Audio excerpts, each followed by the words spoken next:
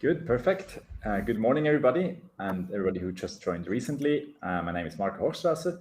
I'm the moderator for today, and I'm on the daily life. I'm the co-founder and CEO of Nexoya, which is hosting this meeting today. I'm very happy to have you here and talk about what's the best bidding strategy today. We have two experts actually invited today, and one is Michelle and the other one is Lukas, and they will both give a short intro about themselves, and they will help us actually to find out, all of us, what is the best bidding strategy, and also obviously we will try to find out their secret sauce they use on a daily basis as experts. So with that, welcome again from my side, and we directly start with our amazing experts, which I would give first shortly the voice to Michelle to introduce herself. Very cool that you're here, Michelle. Thanks for joining. Your stage. Thank you, Marco, for those welcoming words. I really appreciate it. I am also excited to be here. A little nervous, I'm not going to lie, but I think that's just human nature.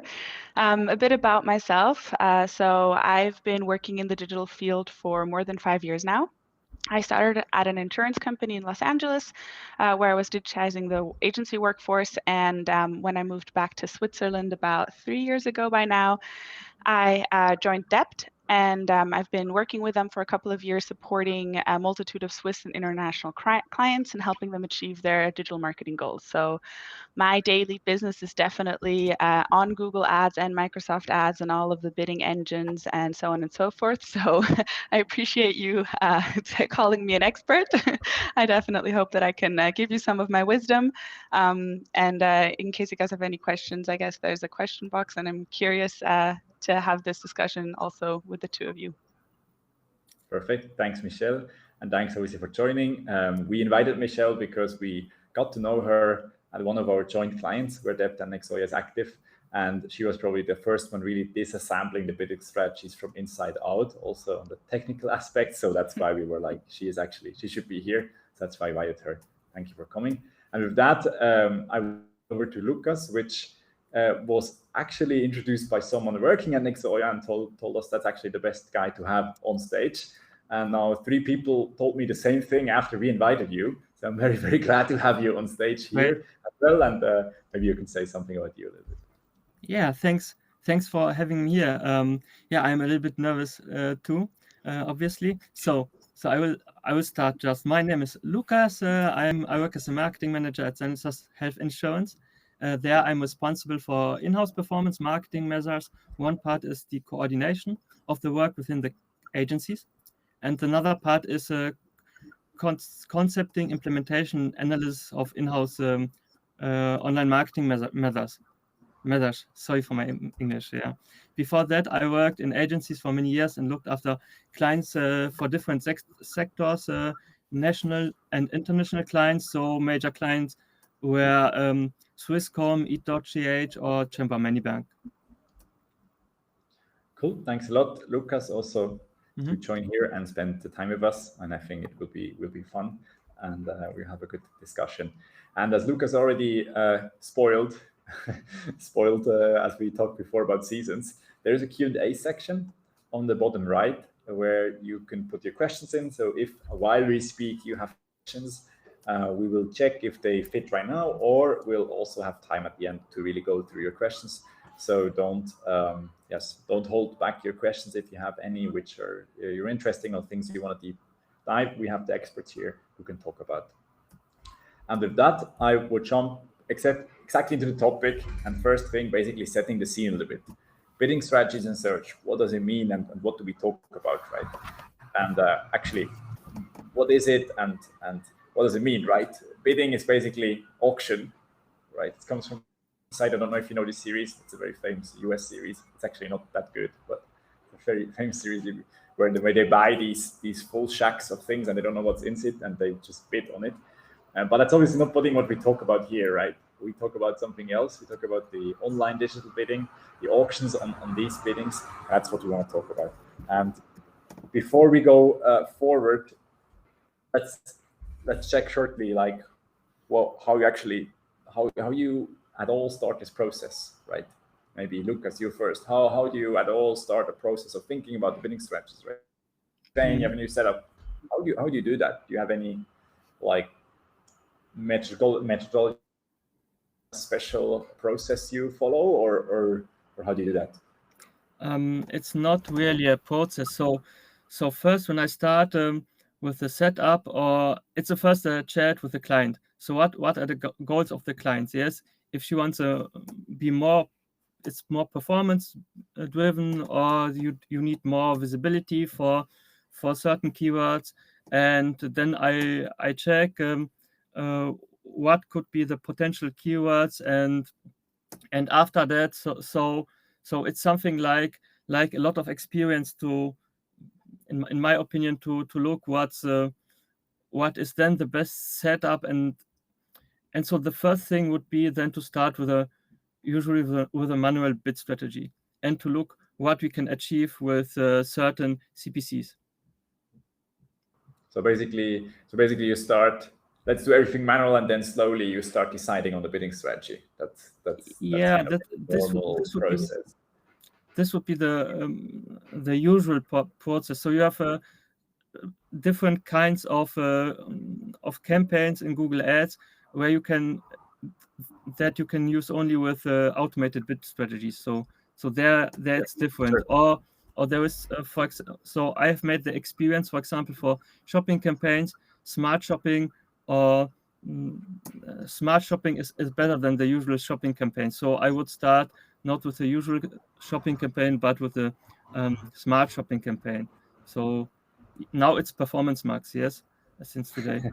So yes. And Michelle, how do you approach this? I mean, bidding strategy in general, like this, when you have a new setup, a new thing you do, how do you do that? Yeah, it's definitely kind of the central question of this topic, right? And I absolutely agree with what Lukas has mentioned. And the most important thing, and I think also the central piece of the puzzle here, is always going to be trying to understand the objective of the campaign. So what is it really trying to do? If it is a campaign that is more leveraging towards brand awareness, if it is something that is more towards trying to get as many people just on your site, not really caring about the conversions that come after, there's obviously different types of bid strategies that you'd want to use. I think in today's world, a lot of people are always going for conversions. I mean, ultimately, you do kind of, the beauty of performance marketing is that we really can measure the performance, that we really see it. So given that there's a clean conversion setup in the account, actually, contrary to what Lukas mentioned, is I tend to actually go for smart bidding strategies from the get-go, just because as machine learning becomes smarter and has more data points and has started working also, it's actually the fact that you can start conversion value or conversion-based bidding either with a max conversion strategy or a max conversion value strategy, even if the campaign itself doesn't have any history. So it will be basically default to the account history and all the information that it's already gathered on Google Ads or Microsoft Ads for you to actually be able to use those strategies. So I tend to lean towards conversion based bidding from the get-go rather than with a manual one. But I think different approaches will always be. And it's still really important to kind of get the objective right that the campaign is supposed to then really achieve. Yes, absolutely. And I see now already our first conjunction, which is very interesting, right? Michelle, you really go from the like, let's try smart bidding, and then if it doesn't work, then you go other ways. Whereas Lukas, you say, hey, let's do first the manual, and then we upgrade step by step, right? Basically, that's in a nutshell. That's kind of your different approaches. Yeah, except that you have different accounts and different areas where you start, right? Or the different. Yeah, yes, it really depends from the also from the branch, or when you make a B2B, for example, you do not have a lot of conversions, so there's always the question. So you have a very low search volume. You have really defined keywords. So the most bigger B2B clients wants to be just be visible with their really narrow amount of search volume. So this is one part. The second part is e-commerce, but there I'm not really convinced that it's really so. When you have an account and you just start a new different campaign with let's say different shoes or whatever, so maybe then you can go with the smart bidding strategy. But when the account is new and the site is new, so I'm not really convinced that you can be conversion driven without conversion. Yeah. Yes, which is actually bringing up a major point, which actually is a very nice intro into our next topic, which is basically manual versus automated, right? And you just brought it up very nicely.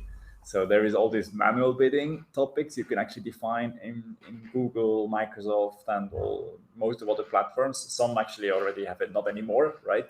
But there is still manual bidding possible, or caps and things like that. And there's also automated bidding, right, which gets smarter and smarter and more maximums, and however the new buzzword is of the new platform and how they call it.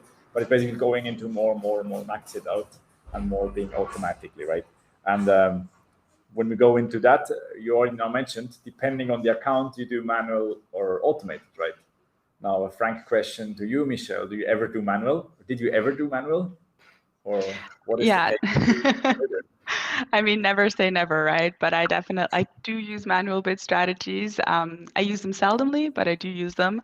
I think really just kind of like taking a step back, it's important to know that also kind of the way Google or any of the search engines have really evolved. So I think a couple of years ago, and this is obviously the perfect picture also on the right with the manual bidding, and a couple of years ago, I definitely think it was all about optimizing on the keyword level and really getting that CPC right, and really using those levers to boost performance. And I think as the world has evolved, how we're becoming more digital, how there's more data points also out there, it's the automation and the whole picture that we don't necessarily always get to see that really plays the role here. So how do we get the most out of kind of like what's happening and really leveraging the AI behind it and the smartness of bid strategies to try and really drive performance. So kind of just setting that stage, I think automation is kind of the way that we're going in the future, but I do still use manual bid strategies. I've seen it with a lot of clients that, for example, if you run a brand campaign, manual bid strategies are actually the ones that perform the best.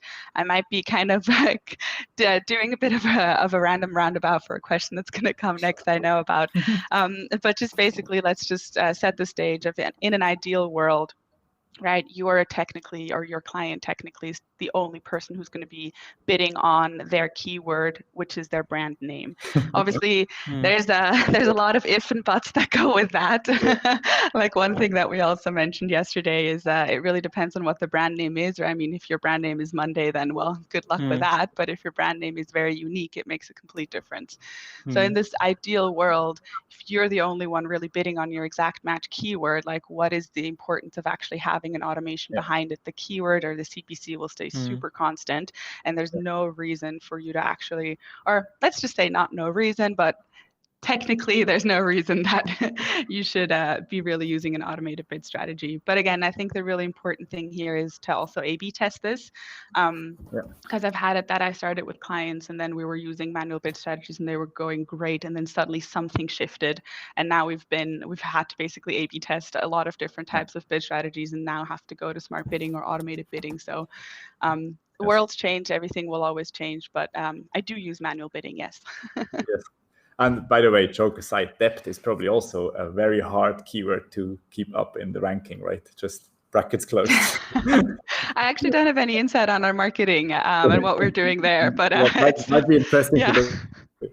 And on the new, so thanks Michelle for sharing, and obviously, a lot of insights in especially the A/B part. Let's come to that later, because that's actually a very, very good part of it. Also testing the bidding strategies A/B. But before we go there, Lukas, you said you basically, let's say that the standard setup is start with manual and then you go automate as you go. What drives you that? Like, what's your decision point to go then either way or to start with manual? What's the motivation?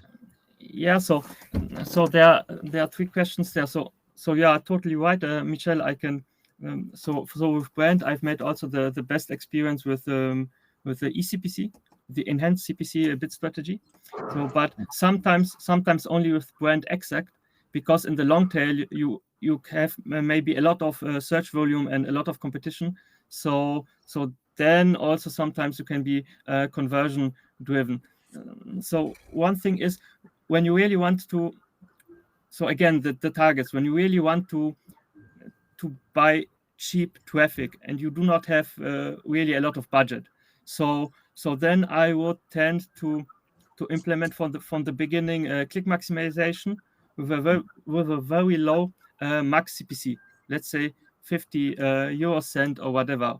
And then I would look how many traffic I can get with that, and if I get enough traffic, and also the other measures like duration on site or bounce rate are satisfactory, so I would lower this. Yes, so this would be one strategy for really for buy cheap and high and valuable traffic. So the other one would be, so we have a e-commerce store, or let's say food delivery platform, and we have a lot of orders every day. So then after, in the generic campaign part, on the product campaign part, you can go after 2 days with target CPA also. Yeah, so there are really different strategies for different targets, and sometimes you have to wait 1 day, sometimes you have to wait 2 weeks, but sometimes, so there is no really better way than, in my experience, than to make something like the eCPC, especially in the B2B area. And I mean, to both of you, we now talk about manual and automated and how we start from fresh, right? I mean, what does the scale has an impact of it? You know, let's just say you have an account which has 100K spend a month to, you know, do search. So when you ask me, versus you have a small e-commerce shop, Lukas, where you really need to have cheap clicks, and so do you, based on this different scaling, do you decide either way how you start, or do you do exactly the same? It doesn't matter. No, I would never do exactly the same. With every client, every case, it's really, really different, and you have really to go deep into it and really talk with the client to discover what's the best for them. Sometimes search is not the best one. Sometimes you have to buy clicks with GDN also, or with social. So it's not in every case search. This is the first point. So the second point is, it's not really the scale. I had accounts with 2-digit million spends a year, and so it was also something like not conversion driven, because the conversions were not important. So it really depends. Again, it really depends on the target, and it's not really the scale. So for a narrow area, it's the scale, but when you look really into it at the ground, so it's not really the scale. So you can have a 10,000, so a low budget $10,000 US dollar a month, and you have a lot of conversions and really cheap clicks, and then you can implement a target CPA or ROAS. So it do not has to be 100,000 US dollar a month or so.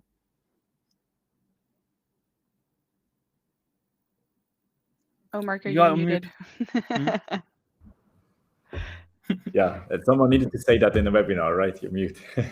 But there was this very loud noise in the back, so I don't want to have this behind you. So sorry for that. So yes, I completely see, Lukas, and we also see similar things when we look at our portfolios, right? Which we have. What about you, Michelle? Like, do you differ?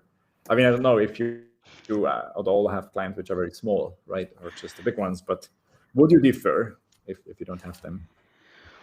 Well, I mean, ultimately, I do think that the spend has a certain impact as well. Like, in order for machine learning and those smart bidding engines to really work, there is a minimum threshold that has to just also be there. So, and this is maybe something that not a lot of people actually really realize is, Google says things like, oh, you can start a conversion max campaign if you have 0 conversions for this specific campaign, but there is still a threshold that needs to be ensured to account by in order for you to actually still be able to then use these kind of smart bidding things. And also, I think a really big part is how good machine learning is. You know, like we see with our clients in Denmark, it's really difficult to sometimes use automated bidding because just machine learning is not good in Danish.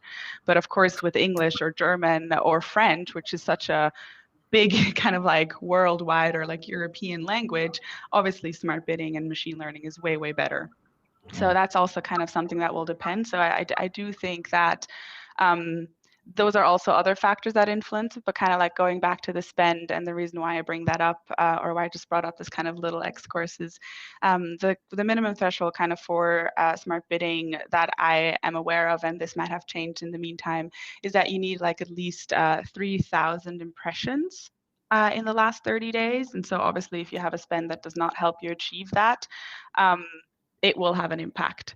And so there, I think if you have a spend that won't allow you to kind of get to that threshold, maybe manual bidding is going to be the right way to go. But I think I'll kind of pick this up again, and you might hear me say it quite often, A/B test. It's just going to make your life easier, and it will give you hard facts and data on what works and what doesn't work, and everything else technically is speculation. 3,000 impressions. 3,000 impressions a month is a really low number, isn't it? Really low. Yeah. Definitely.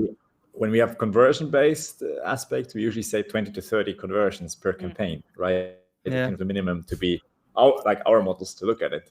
But we're speaking about impressions, not conversions. Yeah. I know. That's why I'm just. And this relates usually to million impressions. Depending on the account, probably. But yes, that's very interesting. Yeah. Of course, yeah, and maybe just to add on to that, so there's the impression threshold, there's also a conversion threshold, there's also an account setup, kind of not threshold, but kind of best practice on how to do it. So those are just all the things that should be part of the checklist. Yes. That makes total sense. Then so we talked a bit about manual bidding and we talked about A/B. I have tons of questions in my back, but just one question about A/B. So is that in the machine learning world, in the AI world, you usually have a test budget and then the training. So you kind of split between the real world and the test, right? So you usually do splitting 20, like you do invest 20% of your resource into the testing set and then 80 for actually the real world. Do you do it similarly? Or do you say, no, we do an A/B test where you put all the money on, or do you just A/B test to prove it and scale? How do you do that technically? Do you know what I mean? Do you have such a method, or do you just say, no, dear customer, we need 1 million for A/B test and then another 5 to run it? Or do you also say, no, let's take this $5 million campaign and put $500,000 on the testing, something like that? Or is this not a pattern? Is this not per design? I can run with this question. So, ultimately, a lot of the systems allow you to actually A/B test, and we tend to set up 50-50 traffic split. So we'll take the entire budget. It doesn't necessarily need to be incremental to what you're already spending. And so you can basically just set it up and say, all right, I'm going to set up an A/B test within the system. So Google Ads obviously allows this. SA360 allows this as well. I'm not sure about, I don't think Microsoft Ads does. But ultimately what you will do is the systems themselves will take the traffic split upon them, because otherwise I think you've got so many other factors that are going to influence which won't allow you to properly A/B test, right? Because you've got seasonality, you've got days of the week. Maybe for e-commerce clients like Sunday and Monday and Tuesday are really important, but then obviously if you only A/B test on different days, you don't actually have all of the other metrics that are kind of given the same. So that's why when I A/B test, I always A/B test it within the system so that I let the system do the traffic split. I set it at a 50-50 traffic split just to kind of make my life easy on figuring out what is statistically relevant and what isn't, and really being able to kind of understand the differences. And then I'll let the campaign run. Ultimately, you'll have a little bit of a learning period that you then need to kind of calculate into the testing, right? Like 1 to 2 weeks, and then you'll kind of look at let it run for a couple of more weeks, and then you can take a look at the data and really understand what is performing better. Sounds logical. Sounds all logical. Lukas, very textbook. I'm not really convinced about A/B tests, so I did them in the Google Ads account. So first they mess up the account. This is the one thing. Sorry for that. But so the other thing is, but I did them. Obviously, I did some A/B tests, and so for me it's not logical. I cannot understand how they will do the A/B test, how it's really done within the system. And the second thing is I saw different kinds of distortions. So I made the A/B test and then implemented then the winner. So and then it was different. So what I'm doing is I'm testing first that, and if it's not working, then I do that. Sometimes it's more really what I can achieve with a certain strategy, and when it's not, and then I'm changing to a different one when it's the proper one. So when I have a lot of conversions, so then I can optimize on that. Yeah, and when it's not satisfying, so then I would try something different within after 2 weeks. Yes, and so I'm going step by step to the right setting for the account. So this is how I would do this, and how So basically I've done. take incremental baby steps, right? Yeah. But then you obviously hit things like seasonality, right, and stuff like that, where whatever. If you buy summer clothes and then it's fall and you start incrementally, your next step will always be worse than the last one, right? How do you handle this? Yeah, but this is not something like you have 2 or 3 months to discover the right strategy or something like that. It's really something that you do within weeks, and within weeks there is not really a big seasonality. So there are some events, a war starts or Corona starts. So then this is different, but this is not the usual case. Yes. Cool. Well, that sounds very interesting. The most interesting case we saw right now is really a permutation test. So you don't have like A/B, but you have like 500 different setups and campaigns, and they run in geographical different areas, and then you test them. This is great. This is great. And then we automatically kill the bad ones. This is the most sophisticated case we now have, and this is really cool because you really see who is dying and who's like. Yeah, so this is but it's obviously effort, and you need automation on both ends to create it, and otherwise it's a lot of work. Cool. So thanks a lot, and sorry for putting in the A/B test, but I thought it was a very interesting topic actually, and obviously from a technical background, you do a lot of A/B tests as well. So my background is well technical, so I really want to know that. But let's go a little bit into the bidding strategies itself, which is basically how you bid, right? What you bid on. In a sense, sorry for the skiffies, but I think a webinar needs to have some giffies, and that's why I put a couple of them in. But it's like, how do you bid? Like, do you bid on what do you bid? Do you bid on the impressions, on the clicks, on the conversions? And we already had a couple of topics we touched on during this call, right? We talked about the impressions shortly. We talked about the conversion optimization. We also talked about max clicks was already a topic, and eCPC we talked about. And we talked about manual versus automated, and maybe let's kick off with that and going directly to you, Lukas. You said you use max clicks with fixed CPC. That's mostly how you use it. Was this correct, or when do you use max clicks as an automated bidding strategy? So there is. So I would not say this is the bid strategy I mostly use. So I'm not really the ideological guy who says only by hand is good and automated is bad, and the other way around. Yes.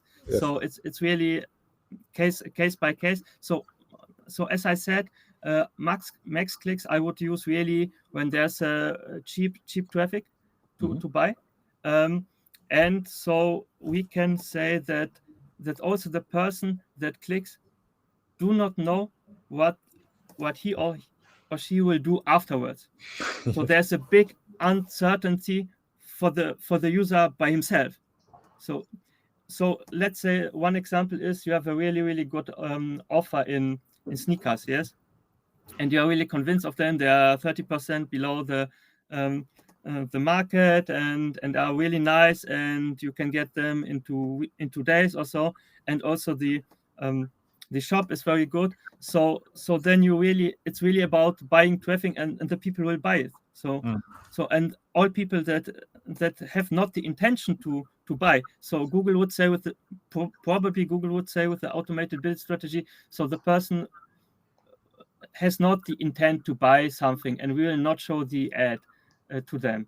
Yes, but if the offer is really good, so the people will buy, and so it's then just about clicks. So I had this case for one client with a really good offer, and it was really about maximize clicks with a low max CPC, because the margin was also very low.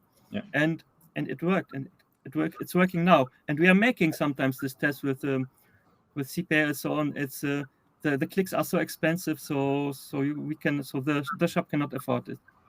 But is it probably also about the product? Like fast moving consumer goods are probably easier to buy if you just like accidentally, as you said now, accidentally click and you say, this toilet paper is half the price. Maybe toilet paper is a bad example, but like this, what I usually buy is half the price, this sneaker, than what I usually do. Let's just get it.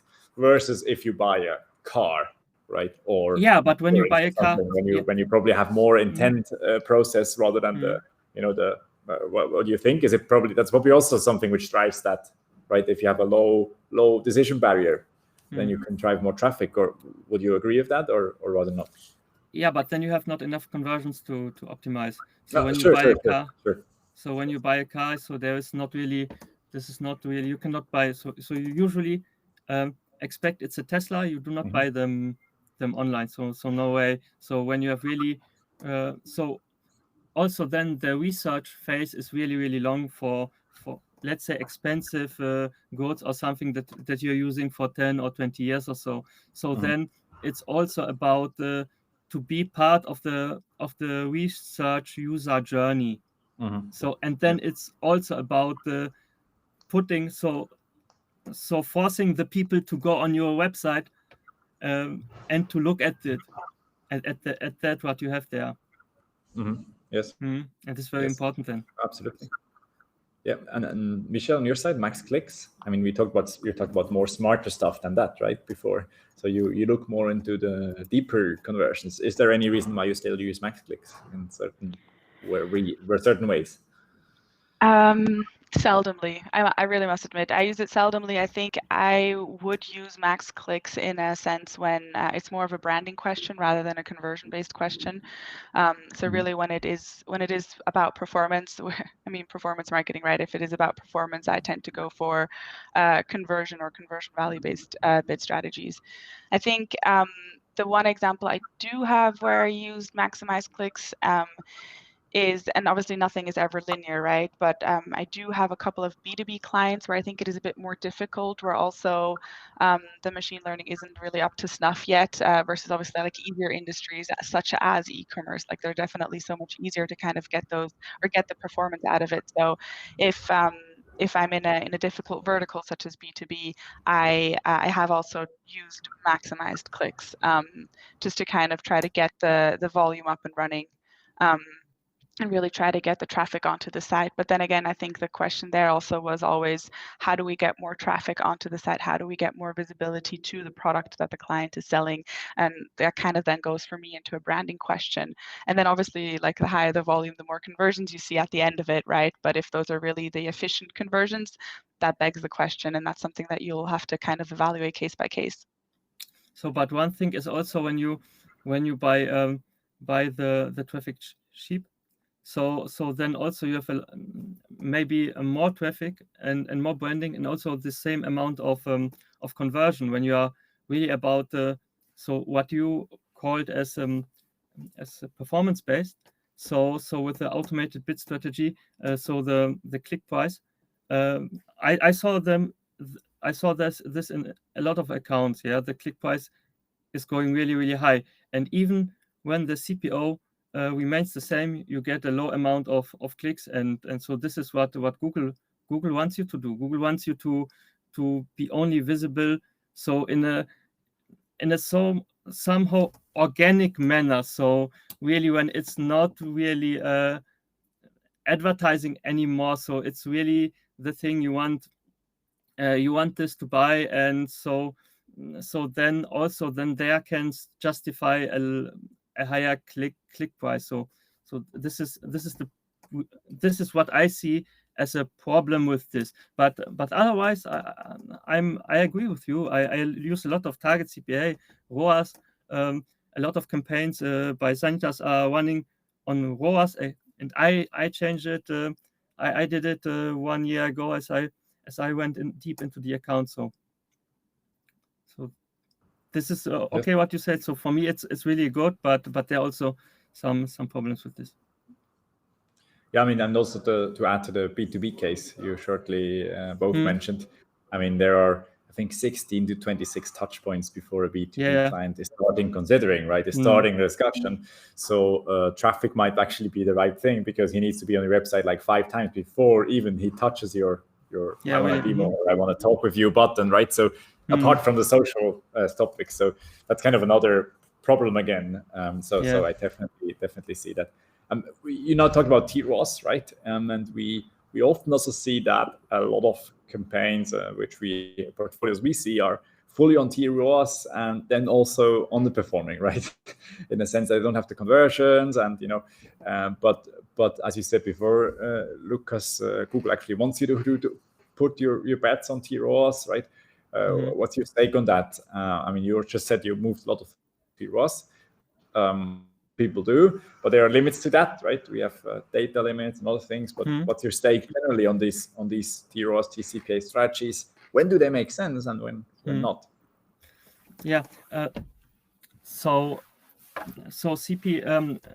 So with ROAS, so the great thing with ROAS is you have a different value for different conversions. So you can have a part of conversions that is have a dynamic inserted value, but some conversions you can put as some setup value, artificial value for this, and so this is great. You have then one number, and you can optimize on the number, and you can be sure that the system will value the right conversions higher than the smaller conversions. Like we have a entry in our calculator, so this is also a conversion touch point, but the value of this is obviously is lower than you make a. So then you end the process and you get the insurance. Yes. So with the ROAS, it's a great opportunity to optimize differently on these touch points. CPA I would use rather when it's only 1 or 2 conversions and they are really quite similar, like form leads or contact leads, something like this, and so they have the same value. I would use CPA. Yes.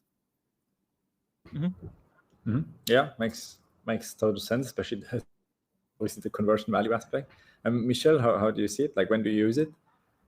Yeah, I think yeah, only target ROAS. No, that's obviously joking aside. I think the one thing you touched upon, Marco, which is really important to kind of keep in mind is if you do want to use a target ROAS bid strategy, you do need to have at least 15 conversions over the last 30 days in order to also allow the automated bid strategy to then run properly. So that's just kind of like one thing to keep in mind. And sometimes it's difficult for clients to achieve that, and sometimes it's easier. But just kind of grouping conversion value or like value-based bidding into categories. So with value-based bidding, I really mean target ROAS and maximize conversion value. I personally think it is just the future, right? So every client is different, but yet they're still maybe in the same industry. So if I have clients that are in the same industry, maybe like as Lukas mentioned, they have the entry to the calculator that maybe their competitor has the same, but for them, the entry to the calculator might be rated as something lower in terms of importance versus the competitors, right? So I think the client can really put their business data and their business info into the whole value proposition. And that's really where you will get an effort, because even though I have my money and I have my media spend, I want to be able to invest it in the smartest way that it brings value to my business, and my business objectives is what's going to be different. And so I think the value-based bidding really there is important. And giving that information to Google. So I personally work with target ROAS and conversion value-based bidding, or so conversion value max quite often. For conversion-based bidding, so kind of looking at only conversion max and target CPA, tends to sometimes be a bit more difficult, or maybe if it's like a bit of a more linear thing of, okay, let's just try to get the conversion, but they're all kind of weighted at the same, and it doesn't really matter how much the value is at the end. I just want to get as many conversions as possible. That can be one aspect why, but for my purposes in my daily business, I definitely try to push most of my clients to go onto value-based bidding, which isn't always easy because clients tend not to always know what the value is for a different conversion. Yeah, you need to define like in insurance, you need to define a CLV, right, Lukas, or something like that, probably. Mm-hmm. Or right. In other businesses, so you work with these numbers probably, right? Whatever, the artificial CLV, which you calculate mm-hmm. throughout the behavior or something, right? Yeah. So one thing is really what we are calculating, customer lifetime value or so. So you can calculate your margin, and you know what you need to be profitable. Yes, this is one thing. But the second thing is also you buy traffic by search, and after that, after 40 days they will convert with direct. So you have also look at the overall a picture, and this is not something that you can really do with machine learning a lot of times. So the second thing is also historical data. Yes, what you reached in the past and where you can go. I think these are the most important thing for my daily work and what was my daily work as I was working in the agency. So you look at the historical performance, and then you can start to optimize and look what you can achieve. Sometimes it's not the higher ROAS or the lower CPA. Sometimes it's really to get more of them, but more of them to the same, with the same budget or with a higher budget, more of them. And so it's really in my daily work, it's really more of a brain work than 15 conversions a month. Yeah. Mm-hmm. Yes. No, this makes total sense. And I mean, we didn't even talk about the attribution windows and all, these other aspects which come in advance. And you see only 80% of the conversions. Yes. There are there's the iWorld, yes, iPhones and so on. There's Firefox, and it will go further. And then how do you want to do with automated bidding strategy in 1 year or so? So yes. I don't know also if this will be the future, to referring to what Michel said. Mm-hmm. Yes. So I mean, actually, what you just said is in plan for our next webinar to really talk about this attribution, the flock, and all these aspects and how they actually impact exactly what we talk about now. So this is Lukas, again, amazing spoiler for the future. So to all the listeners, this will not be in summer, but it will be in fall, and we look into that right now to talk about actually these topics and how this actually influences all these models. So yes, very good take on that. As I look on the time, I would now jump into a little bit, let's say, into the weeds. So kind of into the best practice. I don't know if you know, this is a very famous Giphy of the two guys doing the bike, right? And they are doing the best practice, obviously. And with that, what is to get the best experience and the best practice to the team here and to all the listeners, and also to the people who are listen to this recording afterwards? Like, what is the biggest failures you ever did? Like, just blunt, like what is the biggest failures you ever did in regarding the bidding strategies, right? It can be years back, it doesn't matter, but what was the biggest mistake? What do you think? Never? Nothing? No, I'm perfect, obviously. No, obviously not. I mean, I've definitely had a steep learning curve. I mean, as anything in this world, as every job that you start, there's always going to be a certain learning curve. I think the one thing that is not necessarily a best practice, but just something to always keep in mind is that if you use bid strategies such as conversion max or conversion value max, it will spend your daily budget.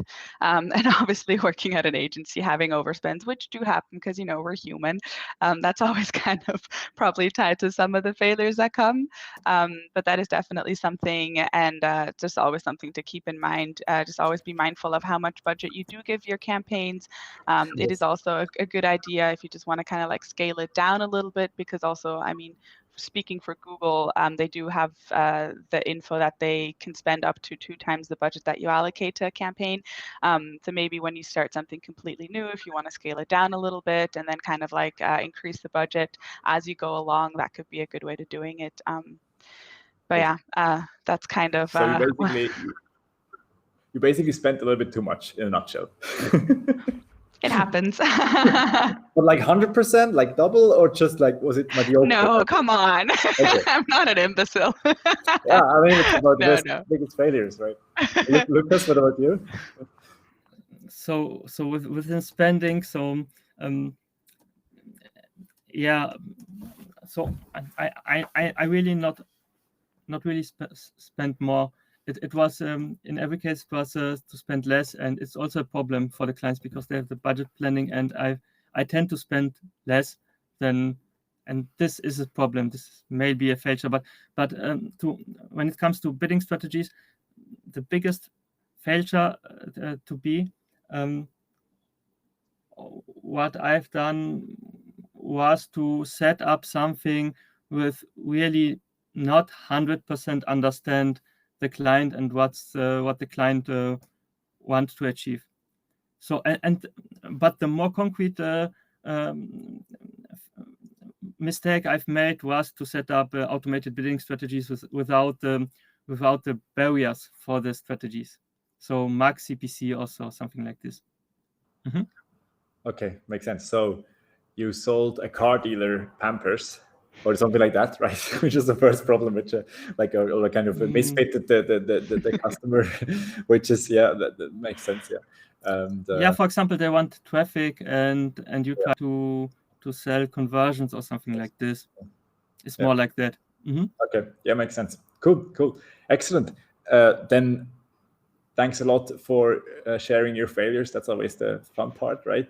And I saw 1-2 questions coming in, so I would start picking them up. We have 10 minutes left for the questions, so I would jump in the questions, and then we can still pick up other topics we had. So let's shortly go in the Q&A section. So the first question was from Ludwig. Why should we use Essays 360? Do you use it? We obviously had this topic in the briefing very quickly, right? So Lukas, you have it, and Michelle, you have it, right? This is the short answer, right? As I heard. Or Lukas, you don't use it anymore. Yeah, I use it. We both have it, so this is the first answer. But why should we use it? Maybe there are not really a lot of cases where you can do it where it makes sense. So you use it because your agency tell you that you have to do this, and they have also certain goals behind this. Yes, but to be honest, I can imagine only a very few cases for a standard advertiser to really need it. Mm-hmm. Michelle, you kind of mentioned it, Marco. We already talked about this in our briefing, and I think this is probably where the biggest opinion diverge is happening between the three of us. So, I mean, I'm not a person who's going to say absolutely use it no matter what. It's something that you definitely have to evaluate case by case, and it's for certain clients it makes sense, and for others it doesn't. So I have offboarded clients from SA360 as much as I have also onboarded clients onto SA360. But really, as an agency, we live under the mantra that we want to be your digital growth partner, and we definitely see a lot of growth enablement coming from Search Ads 360, or at least it can come from Search Ads 360. So it's not something that has to be given.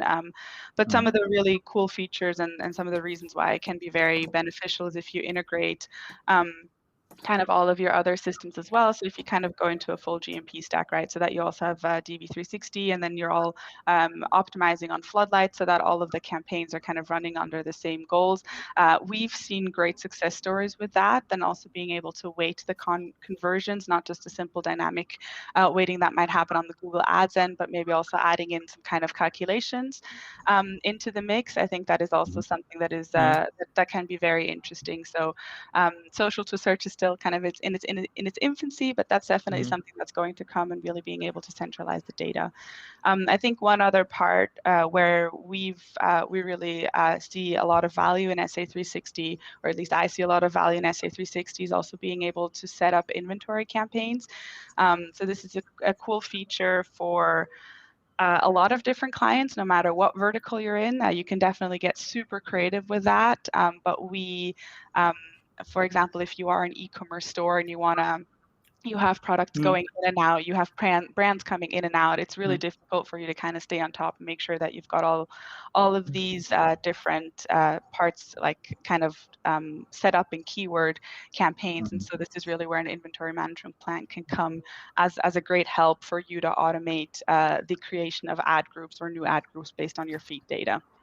Yeah, but let me step in here. So you have a lot of other sophisticated tools. So you can program your own tool, the Google API, but there are also Channable, for example. It's really sophisticated tool and cheaper. It can be cheaper than for Search Ads 360. So the second point is the integration with DV360. So with DV360, usually you are doing so-called branding. Yeah, you want to be visible. So these are the cases I saw. So really traffic-driven display campaigns. You can do them, but you can do them also in Google with a GDN. But then they are really performance-oriented. So the cases I saw with DV360. So you're optimizing on a totally different goal, and so the integration then is really useless because nobody's looking there at the hard conversion. So the 2 points I would then answer different. Yes, no, I mean and there's a lot of audience. We already had this brief discussion in the beginning, and we saw that there is a very different opinion on SA360, but that's definitely both very good insights. And we got a lot of questions in. We have like 10 questions or so on the list. So I shortly take out the one which is exactly onto the point where we are right now, which is from Laura, which tool can you recommend as an alternative of Search Ads 360? And Lukas, mentioned Channable, right? Which for the inventory campaign. So the best tool is Google Ads. I can recommend Google Ads. So it's a lot of features, and it's really usable. You can use it. Yeah, you can use it easy. So more easy than Search Ads 360, and there's not so many effort you have to put in. So Channable for the inventory campaigns. This is what I can recommend. But so I'm very puristic. I would just use it usually. So Google Ads editor. Don't do alternative. Just use it, and if you need it, or either Channable, or if you need certain solutions, there are other options, right? Yeah, and I can use and I can recommend the Google Ads editor. This is something that not everybody knows, so it's really a great tool to change or manage your campaigns. Yes, we can also share that afterwards. It's actually an offline tool you can download, and you can more easily change your advertising setup. Cool, thanks a lot. Michelle, anything to add or on the alternative? No, all set. Good. Then we have I just tried to find a good way to discuss it. So first we have a question from Amy, which came in. I prefer manual in some cases, but I'm worried that my account will be left behind when Google stops offering manual strategy. Do you think this will happen? What would be your approach? So do you think Google will actually not allow us to do manual bidding anymore? What's your opinion? Do you think this will come, or can we always say 50 cents? So they will hide them more and more. So they will hide the manual bidding strategies after one click here, not recommended, click here and view it there. And so, but I don't think in the next 3 years it will be not there anymore. So I think in the next 2 or 3 years we will still be there, but what's after that, nobody knows, I think. Michelle, what do you think? Google. Mm-hmm. Yeah, I don't think manual bidding is gonna go away. Because I think like we've discussed a couple of cases just in over this past hour as to where it does make more sense, and also I think where Google might see some of their blind spots. So I don't think it will go away. So I wouldn't necessarily fear that. But again, I'm no expert on the roadmap, so who knows what's going to come. But yeah. It's good. And then as we are directly on the thing, I think we have also a question from Mattia, which we know. Thanks, Mattia, for this question. How to differentiate in a high competitive market like health insurance from the competition with your bidding strategy, right? How do you do that best? And So that's something for Lukas, right? Yeah, so it's ROAS. So we are using ROAS. So that's the best strategy for us because we have different conversion points. And we are also using ROAS for certain brand phrase campaigns. So basically use ROAS, use the conversion value in a perfect manner, that you are basically really going on the right client and the right margin you need, right? In reverse, right? Yeah, we have, for example, targets for the finish of the process. Yeah. But also you have not so many data points for this, obviously, because of this. So we are looking also on people that are starting the process, and this is also a valuable data point. Mm-hmm. Yeah, that makes sense. Michelle, anything to add? I totally agree. So I think value-based bidding here is the key word, and this really depends on bringing value to your business as opposed to just being able to kind of like flat out say, the more conversions. I think the other important part here is also how do you educate your company and what kind of conversations are happening on the marketing team. So obviously, if you do bid for ROAS or if you do bid conversion value, know that, maybe less conversions come in to a higher value. So that is still something that can happen, that I have seen happen. And then clients are kind of mad why there's less conversions. Kind of going back to Lukas's best practice there. But yeah, conversion value-based bidding is, in my opinion, the best way to kind of differentiate in a high competitive market. The most fancy thing we just saw in a German portfolio, they're quite advanced, is actually they real time, depending on how the customer moves through the website, through the basket and what he selects, they calculate a CLV for the future. And this is an AI model they have in the back, and it calculates the CLV and gives this back as a conversion value to all the publishers, which then optimizes it very nicely. So basically have a dynamic CLV conversion value attribution based on all their historical data and based on the movements a customer does and the combination he selects and where he, the city he lives and stuff like that, which is probably the most fanciest thing I ever saw in like going conversion value back and then really attributing well. And I think for me, this is right now the gold standard. At least that's the best thing I saw so far. That sounds super elaborate. Really cool. Yeah, it's actually very cool, and the numbers are very interesting. So cool. And then we have more questions. We have just 1-2 minutes left, but I take this up. Tony, I know you pushed it twice, so I now put it up. Really, do you have any experience with weather-based campaign management? A bit higher if it rains and a bit lower if it doesn't rain. Yeah. I can maybe take this one. So not 100% with the bidding, we do have experiences. So the cool thing is that we've done for a client is we've changed creatives based on the weather. So that's kind of like a weather-based campaign. And we've definitely seen that if you then put creatives that maybe are more for like the summer, if it's nice weather versus kind of the cold weather, wintry products, that has definitely helped a lot. Also, in the way that the campaigns have been performing. And in terms of weather-based campaigns with bidding, definitely to keep an eye out on your the way that your performance is, also historic performance, and seeing that. So maybe adjusting your targets there. But ultimately, the kind of at least smart bidding should be kind of advanced enough to kind of adapt to these kind of inputs as well. Lukas, do you have an opinion on that one? Yeah, I agree with you. 100%. So there's nothing to add. So I'm too convinced about in that case that smart bidding should be advanced enough to take this one. And this is only a niche.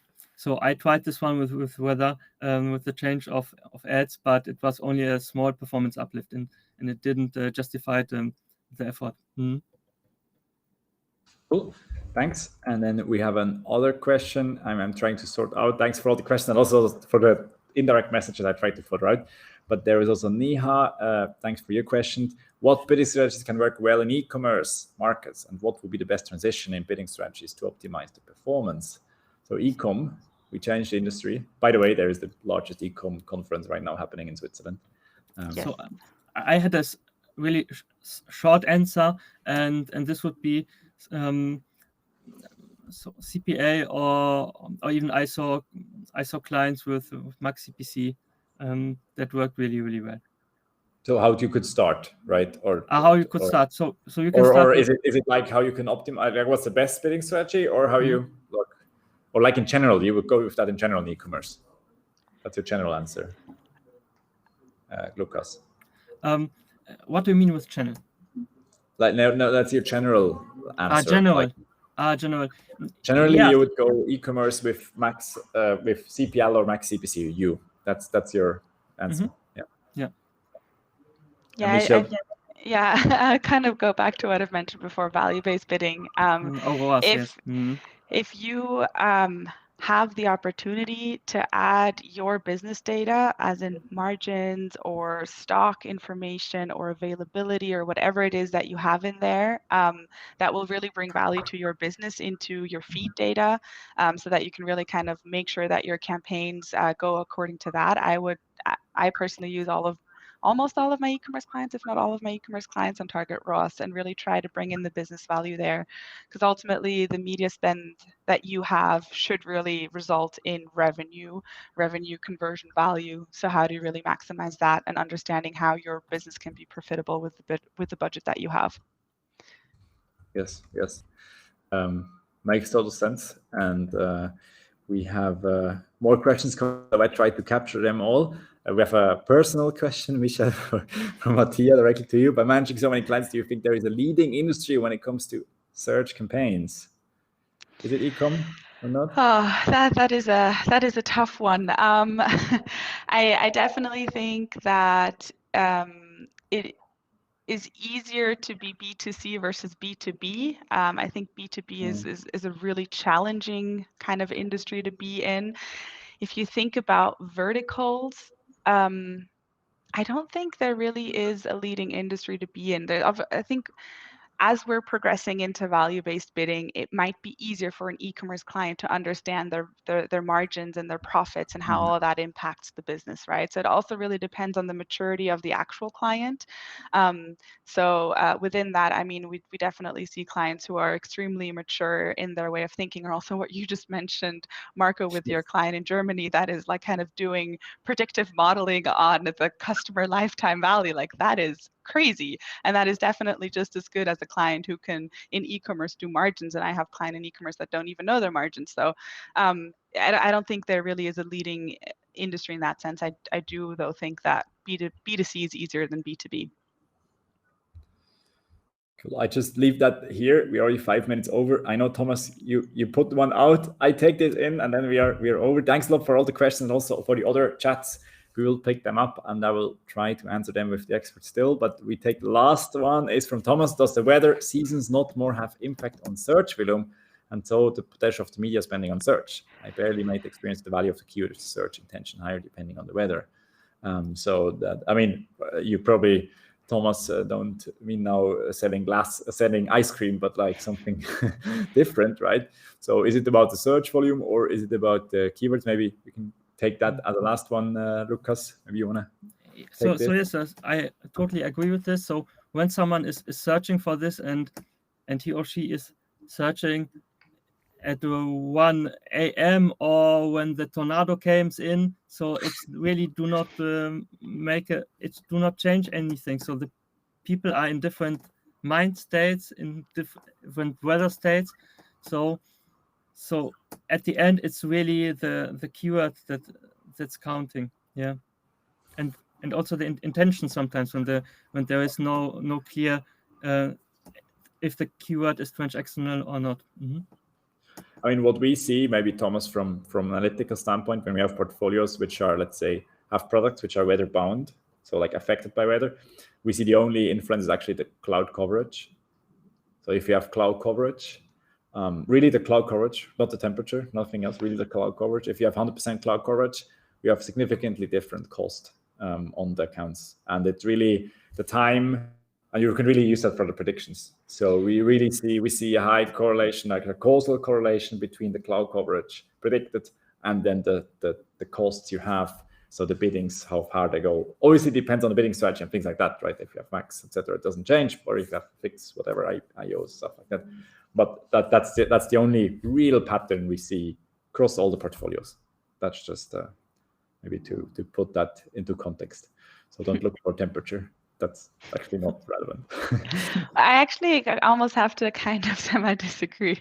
Yeah, I do have one client where if it's nice and sunny out, people are not online shopping. And Sure. Therefore the search volume will be lower, and maybe it's about search volume, yes. Mm-hmm. Yeah, and then the competition is not going to be as high, or just basically people are not going to be there, right? So the CPCs tend to be lower, versus if there's a high search volume and a lot of people are online shopping, everybody wants to put their product front and center, CPCs tend to rise. So I definitely see a correlation in weather and the search volumes, which is kind of the first part of your question, right? And so if it's not so nice weather, spend go down, and also we can easily hit our ROAS targets or whatever. Yeah, no, I mean, I was also in this mind. Yeah, we only see it, we can only statistically prove it with cloud coverage, which is best weather, but it's one part of the weather, right? And the rest actually doesn't matter when you look at just the bare numbers, which cloud coverage is technically, right? But it's really the indicator. Yeah, but at the end, your automated bidding strategies of different advertisers are competing against each others, and you don't know why the different bid strategies tend to not serve out when there's a low search volume. So you never know why this is.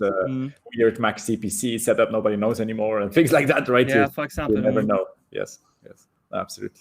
Cool. Then I hope this answers your question, Thomas, as well. And with that, we are a little bit over time. I know that. And but I hope you all like the conversation. Thanks for all the questions. I also see there are more questions coming in. We will not have time anymore to take them up. They're somehow a little bit overlapping, but I will check them, and we'll also check that we can answer them on the writing way if they were not yet answered yet, or if I cannot answer them myself, I will obviously take Michelle and Lukas into action there as well.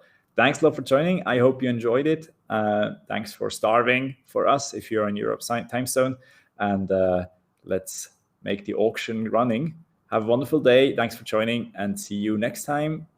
Next webinar, next one should be in early fall, where we try to talk about attribution. So, and all these aspects which we didn't cover today. So have a wonderful lunch. Thanks again, Michelle, Lukas, for joining and for giving your expertise. And see you soon. Bye-bye. Thank you for hosting. Bye, everybody. Bye.